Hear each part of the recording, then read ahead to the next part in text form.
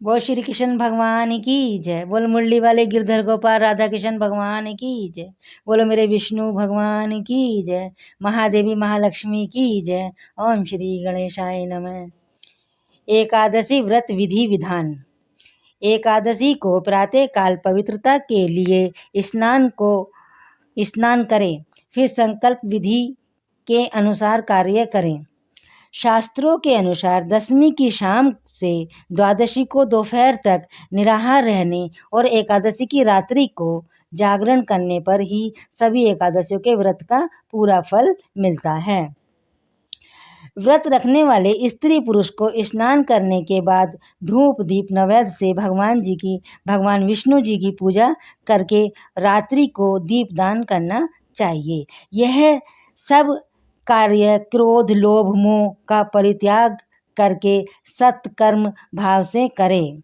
मिथ्याभाषी चोर पाखंडी पर स्त्रीगामी को यह व्रत नहीं करना चाहिए।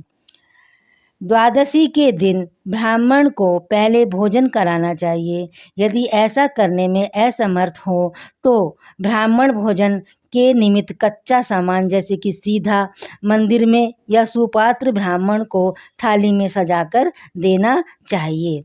यदि सब नियमों का पालन कर सकें तो यह व्रत उन्हें पूर्ण फलदायी सिद्ध होगा। बोलो भगवान विष्णु भगवान की जय।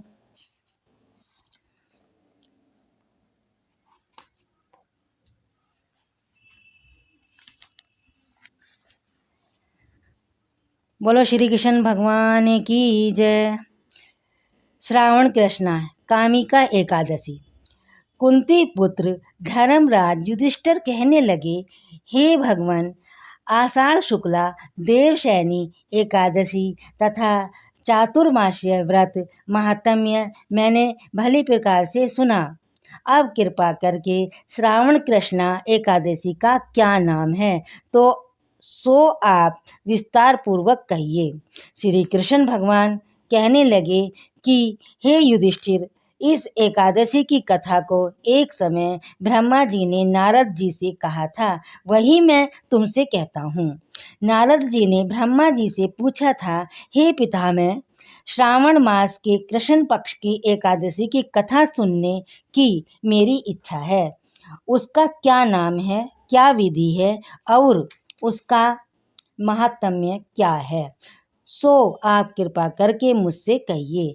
नारद जी के ये वचन सुनकर ब्रह्मा जी ने कहा, हे नारद, सब लोगों के हित के लिए तुमने यह बहुत सुंदर प्रश्न किया है। श्रावण मास के कृष्ण पक्ष की एकादशी का नाम कामिका है। उसके सुनने मात्र से वाजपेय यज्ञ का फल मिलता है। इस दिन शंख चक्र गदाधारी विष्णु भगवान का पूजन होता है, जिनका नाम श्रीधर, हरि, विष्णु, माधव और मधुसूदन है। उनकी पूजा करने से जो फल होता है सो सुनो। जो फल गंगा, काशी, नैमिषारण्य और पुष्कर स्नान का नहीं होता, वह विष्णु भगवान के पूजन से मिलता है। जो फल सूर्य और चंद्र ग्रहण पर कुरुक्षेत्र और काशी में स्नान करने से, वन सहित पृथ्वी का दान करने से, सिंह राशि के बृहस्पति में गोदावरी और गंडकी नदी में स्नान करने से भी प्राप्त नहीं होता, वह भगवान विष्णु के पूजन से मिलता है। जो मनुष्य श्रावण में भगवान का पूजन करते हैं, उनसे देवता, गंधर्व और सूर्य आदि सब पूजित हो जाते हैं। अतः पापों से डरने वाले मनुष्य को कामिका एकादशी का व्रत और विष्णु भगवान का पूजन अवश्य में करना चाहिए। पाप रूपी कीचड़ में फंसे हुए और संसार रूपी समुद्र में डूबे हुए मनुष्यों को कामिका एकादशी का व्रत और विष्णु भगवान का पूजन अवश्य में करना चाहिए। इससे बढ़कर पापों का नाश का कोई और उपाय नहीं है। हे नारद, स्वयं भगवान ने यही कहा है कि कामिका व्रत से जीव कुयोनि को प्राप्त नहीं होता। जो मनुष्य इस एकादशी को भक्ति पूर्वक तुलसी दल भगवान को अर्पण करते हैं, वे इस संसार में पापों से दूर ही रहते हैं। श्री विष्णु भगवान रत्न, मोती, मणि और आभूषण आदि से इतने प्रसन्न नहीं होते जितने तुलसी दल से। तुलसी दल पूजन का फल 4 भार चांदी और 1 भार स्वर्ण के दान के बराबर है। हे नारद, मैं स्वयं भगवान की अति प्रिय तुलसी को सदैव नमस्कार करता हूँ। तुलसी के वृक्ष को सींचन से मनुष्य की सब यातनाएं नष्ट हो जाती हैं।